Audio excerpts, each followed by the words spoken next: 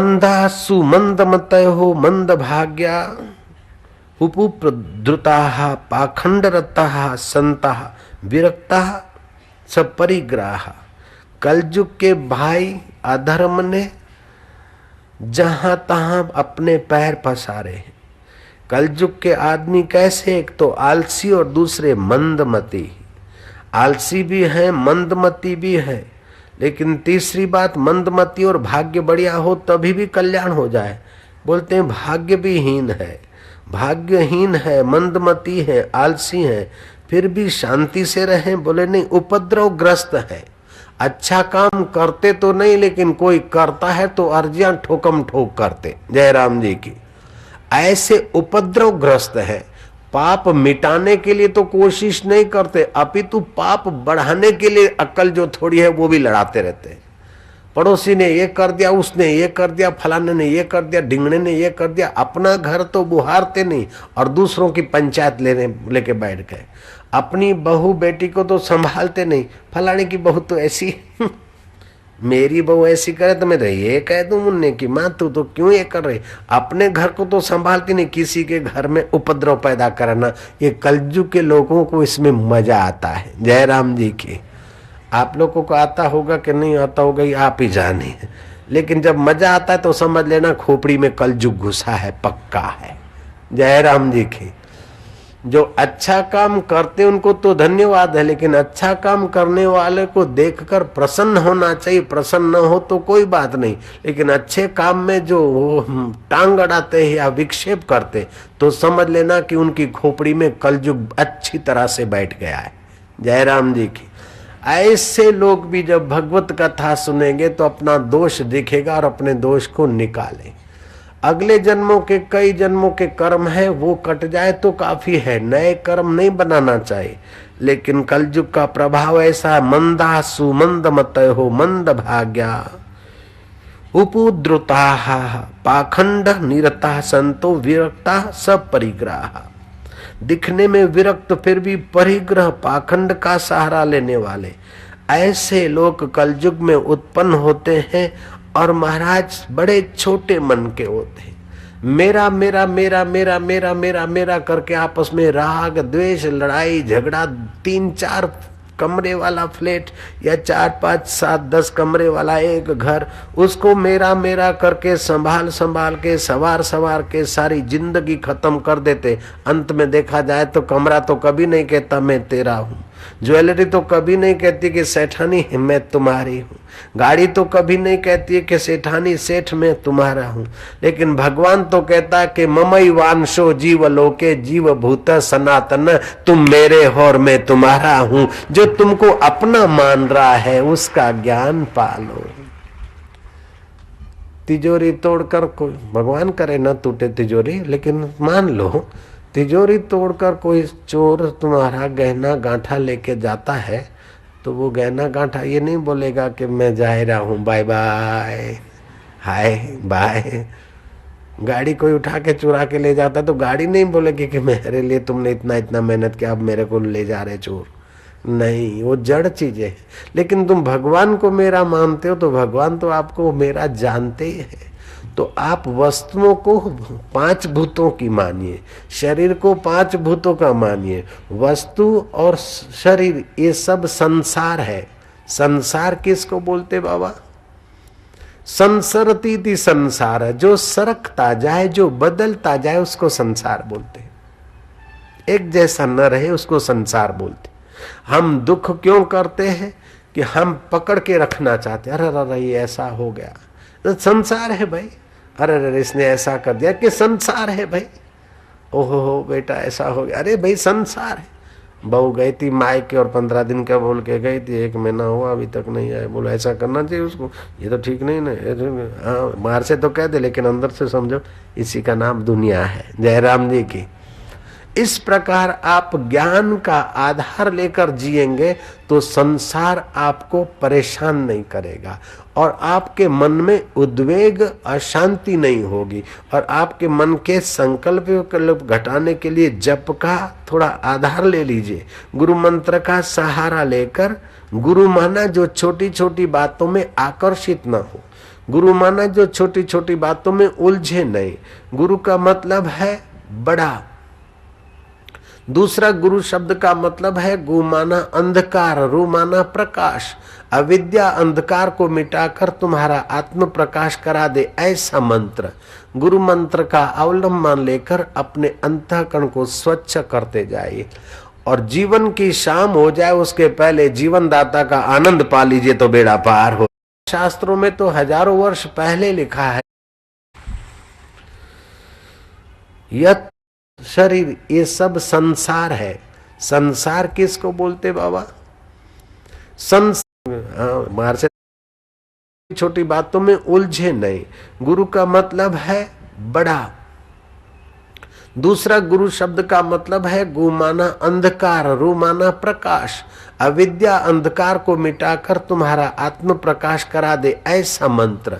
गुरु मंत्र का अवलंबन लेकर अपने अंतःकरण को स्वच्छ करते जाइए और जीवन की शाम हो जाए उसके पहले जीवन दाता का आनंद पा लीजिए तो बेड़ा पार हो जाए, कल्याण हो जाए। यत् फलम नास्ति तपसा न योगेन समाधिनः तत्फलम लभते सम्यक कलो केशव कीर्तनाथ। भागवत में आता है, जो फल तपस्या से नहीं मिलता, योग से नहीं मिलता, समाधि से नहीं मिलता, कल युग में वही फल हरि नाम के भली भांति कीर्तन करने से मिलता है। हमारे शास्त्रों में तो हजारों वर्ष पहले लिखा है हरि नाम की महिमा। अभी डॉक्टर लिवर लीजरिया कहता है कि हरि शब्द के हरि उच्चारण करने से अन्न नली को फायदा होता है, हरीम शब्द उच्चारण करने से पाचन तंत्र को फायदा होता है, गुर्दों को, किडनियों को फायदा होता है, गर्भाशय को फायदा होता है। हरि शब्द के साथ अगर ओम मिलाकर उच्चारण करते तो पांचों ज्ञान इंद्रियों में सात्विक अंश का संचार होता है, बहुत फायदा होता है। हम उनको धन्यवाद देते हैं लेकिन प्रणाम उनको नहीं कर पाते, क्योंकि वो बोलते कि हरिओम शब्द, हरि शब्द उच्चारण से तुम्हारे फिजिकल शरीर में ये फायदा होता है, लेकिन हमारे केवल स्थूल शरीर पर ही फायदा होने वाला मंत्र नहीं है। हमारे 5 शरीर हैं, कल रात को मैंने बताया था। ये हमें जो दिखता है अन्नमय कोश है, इसके अंदर दूसरा प्राणमय कोश है, उसके अंदर मनोमय कोश है, फिर विज्ञानमय कोश है। अन्नमय कोश तो पड़ा रहता है, प्राणमय कोश निकल जाता है, इन 5-4 कोश निकल जाते तो फिर जला देना पड़ता है शरीर को। तो अन्नमय कोश के भीतर प्राणमय कोश है, प्राणमय कोश के भीतर मनोमय कोश है। मन में अगर दुख आ जाता है, अशांति आती है तो प्राण ज्यादा जोर से चलता है। मन अगर शांत होता है तो प्राण भी शांत चलता है। तो मानना पड़ेगा कि प्राणमय कोश से भीतर मनोमय कोश का प्रभाव है। मनोमय कोश के भीतर बुद्धिमय, विज्ञानमय कोश। बुद्धि ने निर्णय किया कि हमें जाना है अकोला कथा करने, तो फिर मन ने सोचा कि कब जाएंगे, कैसे जाएंगे, यहाँ सत्संग पूरा होगा उसी समय कार में बैठ के चले जाएंगे, अथवा दूसरे दिन जाएंगे, या ये करेंगे। तो मन ने सोचा, बुद्धि ने निर्णय किया जाना है, तो मन सोचता विचारता है और हाथ पैर चलते, प्राण शक्ति, क्रिया शक्ति होती है। तो मनोमय कोश से भीतर विज्ञानमय कोश है, विज्ञानमय कोश से भी गहरे में आनंदमय कोश है। जहां जहां आनंद मिलता है बुद्धि उधर को जाने का निर्णय करती है। जहां जहां सुख मिलता है, आनंद मिलता है, बुद्धि वहां निर्णय करती है, मन वहां चर पर आता है और शरीर वहां पहुंच जाता है। तो विज्ञानमय कोश से भी गहरा है आनंदमय कोश, और आनंदमय कोश का आधार है वो आनंद कंद परमात्मा, जिसको सच्चिदानंद बोलते हैं। सत्य, चित्त और आनंद। सत्य उसको बोलते जो पहले था, अब भी है, बाद में रहेगा। मिथ्या उसको बोलते जो पहले नहीं था, अब भी है, बाद में नहीं रहेगा। ये माला सत्य नहीं है, क्योंकि आज से 1 महीना पहले नहीं थी, इस हालत में नहीं थी नहीं, और 1 महीना बाद में भी नहीं रहेगी, अभी दिखती है। तो ये माला असत्य है ऐसा नहीं, मिथ्या है। तो 3 चीजें समझ लेना, एक होता है सत्य, दूसरा होता है मिथ्या, तीसरा होता है असत्य। जैसे शशे के सींग, मनुष्य के सींग, वो असत्य है, संभव ही नहीं। एक आदमी को वहम पड़ गया कि मेरे पेट में कुछ है, दुखता है दुखता है दुखता है, वहम का था। हकीम ने जान छुड़ाने को कह दिया कि देख भाई दुखता है तो तू मनुष्य के सींग ले आ, वो घोट के फिर मैं लगा दूंगा तेरे पेट पे तो ठीक हो जाएगा, और मनुष्य के सींग नहीं मिले तो खरगोश के सींग ले आना, तो वो भी घोट के तेरे पेट पे लगा देंगे। अब वो दुकान पे जाता है, मांगता है कि खरगोश के सींग है, बोले नहीं है। मनुष्य के सींग है, बोले नहीं है। तो कब आएंगे, बोले पहले भी नहीं थे, अभी भी नहीं है और बाद में भी नहीं आएंगे। ये हो गया असत। और सत्य क्या, पहले भी था, अभी भी है, बाद में भी रहेगा। आद सत्य जुगात सत्य है भी सत्य, नानक हो से भी सत्य। तो आत्मा ये शरीर नहीं था तब भी तुम थे, शरीर बच्चा था तब भी तुम थे, शरीर किशोर था तब भी तुम थे, शरीर बालक हुआ तब भी तुम थे, शरीर जुआन हुआ तब भी तुम हो, शरीर बूढ़ा हो जाएगा तब भी तुम रहोगे, शरीर मर जाएगा तब भी तुम रहोगे। तो तुम है सत्य और शरीर है मिथ्या। जयराम जी की। तुम सत्य हो लेकिन अपने सत्य को जानते नहीं हो। तो सत्य, चित्त और आनंद, सत्य उसको बोलते जो तीनों कालों में रहे, सदा रहे। तो भगवान का सत्य स्वभाव तो सदा रहता है। एक मिट्टी के ढेले को आप नष्ट नहीं कर सकते, उसको चूरा चूरा कर लेते, एकदम आंखों से ओझल आए, लेकिन उसके कण कहीं न कहीं होंगे। बालू के कण को सब विज्ञानी मिलकर नष्ट नहीं कर सकते, अदृश्य कर सकते हैं, नष्ट नहीं कर सकते। उसका कहीं ना कहीं अस्तित्व है। ये परमात्मा के अस्तित्व की खबर है। सत्य, चेतनता, पशु पक्षी कीट पतंग जीवों में भगवान की चेतनता दिखती है, लेकिन मनुष्य में भगवान का तीसरा स्वभाव जो है आनंद, वो प्रकट होता है। तो मनुष्य जीवन आनंद को प्रकट कर सकता है। दूसरे प्राणी हंस नहीं सकते, घोड़ा गधा कुत्ता बिल्ला और प्राणी हंस नहीं सकता है, केवल मनुष्य हंस सकता है। हाँ, और प्राणी खुशी व्यक्त करने के लिए कभी कभार कोई पूंछ हिला लेते हैं, अथवा गाय प्रसन्नता से जरा चाटने लग जाती, लेकिन जैसे मनुष्य आनंद की अभिव्यक्ति करता है ऐसा और प्राणी नहीं कर सकता है। तो मनुष्य में ये योग्यता है कि भगवान के आनंद स्वभाव को जगाकर वो मुक्ति का अनुभव कर ले। तो भगवान है सत्य और शरीर है मिथ्या, भगवान है चेतन, शरीर है जड़, भगवान है आनंद स्वरूप और शरीर है दुख रूप। कितना भी खिलाओ पिलाओ, फिर मौसम बदला तो खांसता फिरता है। जयराम जी बोलना पड़ेगा। कितना भी नियम से संयम से रहो तब भी बुढ़ापे के प्रॉब्लम आ जाएंगे, और कितना भी संभालो अंत में जला देना पड़ेगा। तो ये तो दुख का थैला है। तो जो आनंद स्वरूप है उसको नहीं जानते तो दुख के थैले को मैं मानते तो मैं दुखी हूं, मैं दुखी हूं। जो सत्य स्वरूप है उसको नहीं जानते तो मिथ्या शरीर को मैं मानते कि हाय रे मैं मर जाऊंगा, मरने का डर घुस गया। एक बार नहीं करोड़ों करोड़ों बार शरीर की मौत हुई तभी भी तुम्हारा बाल बांका नहीं हुआ, तो अभी हो के क्या होगा। करोड़ों करोड़ों बार मृत्यु हो गई शरीरों की, करोड़ों करोड़ों शरीर मिले और मर गए, तब भी तुम अभी जीवित हो, तो अभी हो के क्या होगा। मौत से डरने से मौत भागेगी नहीं, लेकिन दोबारा जन्म मरण न हो इस ज्ञान से सदा के लिए मौत से आदमी पार हो जाता है। तो श्रीमद् भागवत सुनने से प्रत्यक्ष फल होता है कि आदमी निर्भीक हो जाता है। सभी अवस्थाओं में मनुष्य निर्भय रहता है। दूसरी बात, निसंदेह होता है कि मेरा सत्य चित्त आनंद स्वरूप आत्मा मेरा पास, मेरा साथ, वो मैं हूं। तीसरी बात, मनुष्य को आत्मिक प्रेम की प्राप्ति होती है। हे सिगरेट तू सुख दे, हे पान मसाला तू सुख दे, ऐसा नहीं। दिल ने तस्वीरें हैं यार जब की गर्दन झुका ली और मुलाकात कर ली, ऐसा परम सुख मनुष्य पा लेता है। चौथी बात, सभी अवस्था में, सभी देश, सभी काल में, सभी अवस्था में भगवत तत्व का रस उसको मिलता रहता है। और पांचवी बात है कि हृदय में प्रभु का साक्षात अनुभव होने लगता है। ये भागवत की कथा का कलयुग में भी प्रत्यक्ष फल है।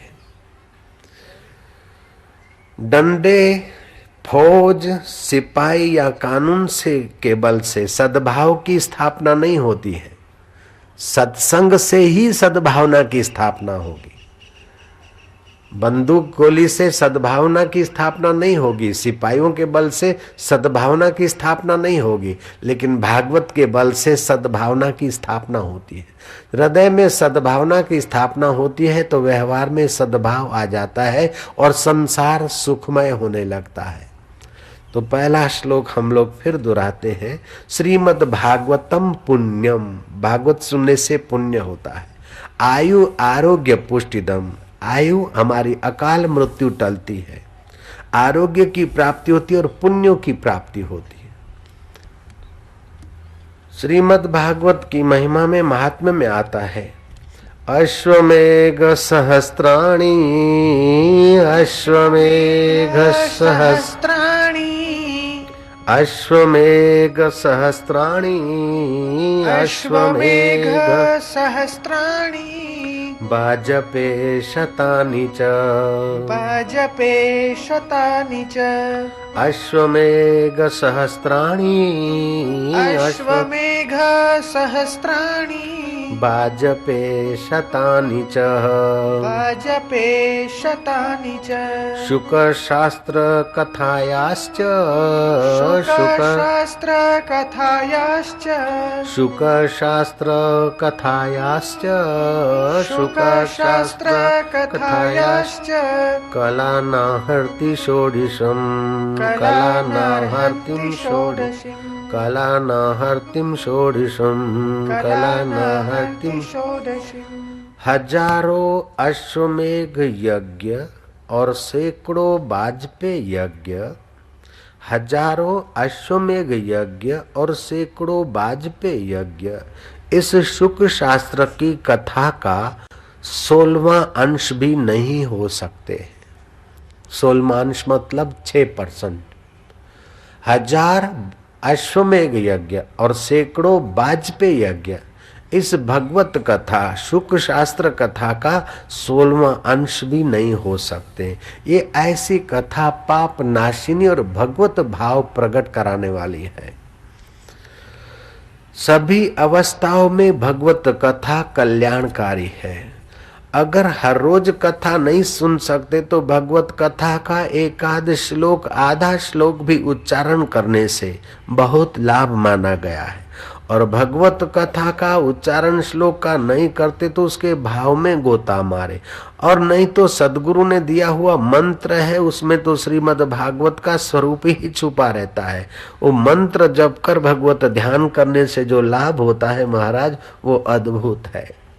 तुलसीदास ने कहा, मंत्र जाप मम दृढ़ विश्वासा, पंचम भक्ति य वेद प्रकाशा। ये भक्ति का 5वां सोपान है। श्रीमद् भागवत के महात्म्य में आता है कि तुंगभद्रा नदी के किनारे एक नगर था। उस नगर का नाम था उत्तम नगर। उस उत्तम नगर में आत्मदेव ब्राह्मण रहता था। वो ब्राह्मण बड़ा कंजूस था। कंजूस उसे नहीं कहते जो पैसा छोड़ता नहीं, कंजूस उसे कहते हैं कि अनर्गल ढंग से कमाता है और खर्च करने की जगह पर भी नहीं खोलता, उसको कंजूस बोलते हैं। जयराम जी की। तो अश्वमेघ यज्ञ हजारों करे, वाजपेयी यज्ञ सैकड़ों करे, फिर भी ये भगवत कथा का पुण्य के आगे 6% भी नहीं, ऐसा श्रीमद् भागवत में आता है। तो आत्मदेव ब्राह्मण के पास धन तो था लेकिन बड़ा कंजूस था। उसकी पत्नी खूबसूरत थी, अक्ल वाली भी थी, बड़े घर की थी, होशियार भी थी, लेकिन जरा पति को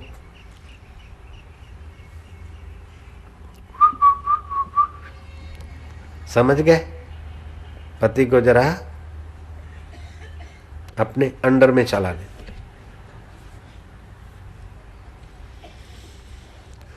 आत्मदेव ब्राह्मण के पास जो धन था वो तो गाड़ के रखा, छुपा के रखा, लेकिन भिक्षा मांग के गुजारा करता था और उसमें से भी थोड़ा सेविंग कर लेता था।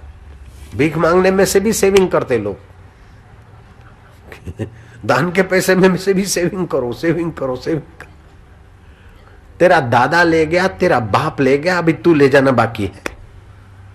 2 मवाली बैठे थे, उसने बोला यार मेरा दादा मरा ने क्या कीमती चीजें छोड़ गया, बोले कितना छोड़ गया बे, बोल तो सही। बोले गजब का खजाना छोड़ गया, मेरा दादा मरा ने बहुत पैसे छोड़ गया। कितना? बोला मेरा दादा मरा तो लाख रुपए छोड़ गया, 50,000 का तो और ज्वेलरी हो, 50 कैश। मेरा दादा मरा तो लाखों रुपए छोड़ गया। दूसरे ने कहा बस। तो बोले तेरा दादा बाप दादा मर गए तो कितना छोड़ गया? बोले उसका तो कोई हिसाब ही नहीं। बोले हिसाब क्यों नहीं, कितना छोड़ गया? तू भी झोंपड़े में रहता, मैं भी झोंपड़े में रहता हूं, तो तेरा बाप क्या 10 लाख छोड़ गया? बोले उससे भी ज्यादा। बोले क्या 25 लाख छोड़ गया? बोले उससे भी ज्यादा।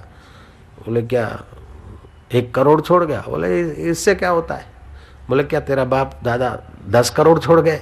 बोले इससे क्या होता है? बोले क्या 50 करोड़ छोड़ गए? और तू सच्चा बोलता है मैं जानता हूं, तू झूठा नहीं है ये भी मैं जानता हूं, तो क्या तेरा बाप 50 करोड़ छोड़ गए? बोले ये कुछ भी नहीं, उससे भी बहुत ज्यादा। अरे यार तू क्या बात करता, कभी झूठ नहीं बोलता और अभी बोलता कि उससे भी ज्यादा। तो क्या तेरा बाप 100 करोड़ छोड़ के गया? बोले नहीं नहीं उससे भी ज्यादा। तो बोले क्या 500 करोड़ छोड़ गए तेरे बापा दादा? बोले वो क्या होता है 500 करोड़? तो क्या 1000 करोड़ छोड़ गए तेरे बाप दादा?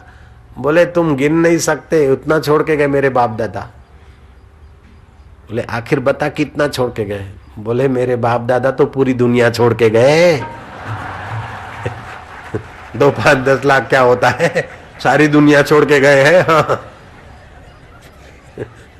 तू डिंगा हकता है, 50,000 लाख रुपया मेरे बाप दादा तो सारी दुनिया छोड़ के गए। मैं कमाता हूं खाता हूं मजे में रहता हूं, वो तो सारी दुनिया छोड़ के गए मेरे लिए। नारायण हरि बोला ना, नारायण हरि नारायण हरि। वो आत्मदेव ब्राह्मण कंजूस, उसके घर में गाय थी वो भी नहीं फली, उसके घर में वृक्ष थे वृक्ष को भी फल नहीं लगते, और उसकी पत्नी को भी बालक नहीं होता। सब बांझ के बांझ, वृक्ष भी बांझ, गाय भी बांझ, मिसिस भी बांझ, बड़े दुखी रहते थे। किसी ने कहा तुम बहुत कंजूस हो, दान पुण्य करते नहीं, जो देता है वो पाता है और जो रखता है वो खोता है, तुम कुछ दो, सत्कर्म करो। पति पत्नी को ये बात जच गई और अपनी संपत्ति का आधा हिस्सा उन्होंने दान पुण्य कर डाला। फिर भी न बेटा हुआ न बेटी हुई। आखिर पत्नी के रोज महीने मिलते थे कि मेरा जीवन ऐसा वैसा, वो पति पत्नी दुखी रहने लगे। एक दिन घर छोड़कर आत्मदेव ब्राह्मण जंगल का रास्ता लिया। किसी सरोवर के किनारे बैठा रहा, एक साधु आए, साधु ने पानी पिया, तनिक आराम किया, तब आत्मदेव ब्राह्मण गया कि महाराज झोली फैला रहा हूं, महाराज मेरे को संतान नहीं है, मैं बहुत दुखी हूं, हमने पुण्य दान भी किया फिर भी संतान नहीं हुआ। महाराज संत अगर रिझ जाए तो सब हो सकता है, जो न करे राम सो करे किन्ना राम। काशी में एक ऐसे संत हो गए, महाराज आप कृपा करें तो सब हो सकता है। महाराज ने कहा सब हो सकता है ये छोड़ो, लेकिन तुम अभी बेटे के मोह में क्यों पड़ते? बेटा मिलने से अगर दुख मिट जाता होगा तो बेटे वाले सब सुखी होते। सगर राजा को और दूसरे अमुक अमुक राजा को तो बेटों के कारण ही बड़ा दुख हुआ। अब समझो कि भगवान की जो मर्जी उसमें संतुष्ट होकर अब भगवान में लग जाओ। मेरे को बेटा चाहिए, मेरे को ये चाहिए, मेरे को वो चाहिए, मैं क्या हूं ये तो खोज लो।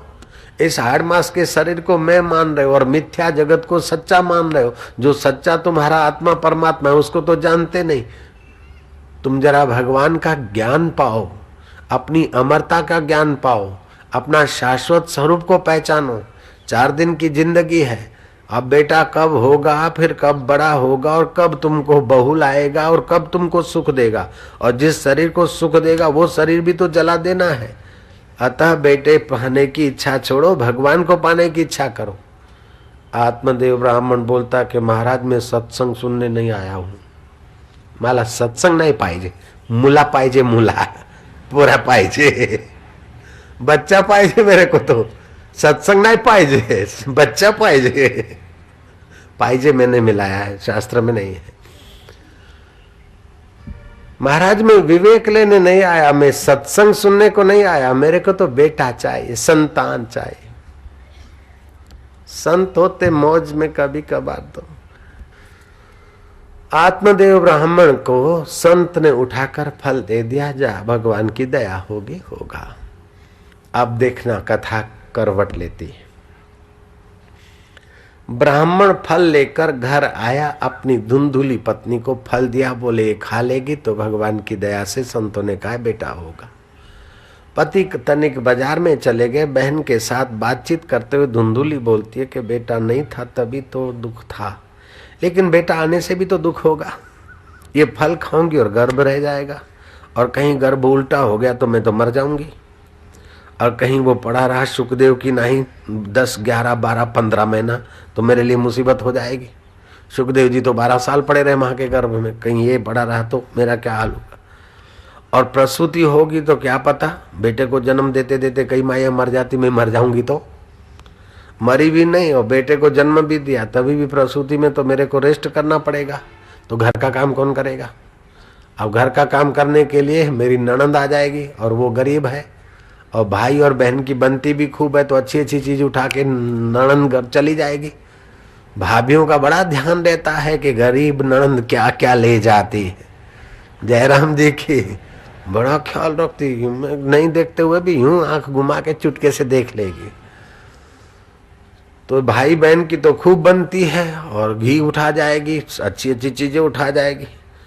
मेरे को तो डर लगता है। अब नहीं है तभी भी फरियाद, और होने को है तभी भी फरियाद। ये मनुष्य के मन का स्वभाव है। आपके मुंह में 32 दांत थे तब तक कोई कदर नहीं, एक दांत टूट गया 31 पड़े उनकी कोई कदर नहीं, लेकिन 32वां नहीं है तो बार बार जीभ उधर ही जाती है। अब 6 दिन हो गए तो चुप बैठ, फिर भी वहीं जाते। मेरा दांत टूटा नहीं है, तो दृष्टांत बताता हूं। 6 दिन हो गए दांत टूटा है, जीभ बार बार वहीं जाती कि नहीं है, नहीं है। जो है उसका वैल्यू नहीं, और जो नहीं है उसकी पुकार रट लगाता है मन। जिनके पास झोंपड़ा है वो सोचते कि 2 कमरे वाला मकान मिल जाए, लेकिन जिनके पास 2 कमरे वाला है वो 5 कमरे वाला चाहते। जिनके पास 5 कमरे वाला फ्लैट या मकान है वो भी चुप नहीं है, उनको फिर और कुछ खटकता है। वो मिल जाए तो और खटकेगा, और मिल जाए तो और खटकेगा और खटकेगा। ऐसे खटक खटक खटक खटक में जिंदगी पूरी हो जाती है। आदमी पूर्णता का अनुभव तभी करता है जब उसको पूर्ण ज्ञान देने वाले सतगुरु की दीक्षा मिल जाए, पूर्ण जीवन का प्रसाद मिल जाए। संसार तापे तपता नाम, संसार तापे तपता नाम, योगो परम औषध, योगो परम औषध। संसार के ताप में जिनका मन तप रहा है उनके लिए भक्ति योग, ज्ञान योग, ध्यान योग परम औषध है।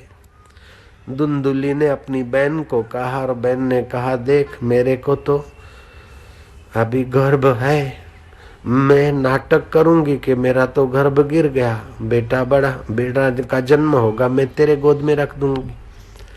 बात रही मेरे पति को पटाना, तो हमारा पति गरीब है, उसको थोड़ा धन दे देना, तू धनवान है, और तेरा पति तो बाहर जा रहा है, तो तेरी भी चुप मेरी भी चुप, और ये फल उठा के गाय को खिला दे।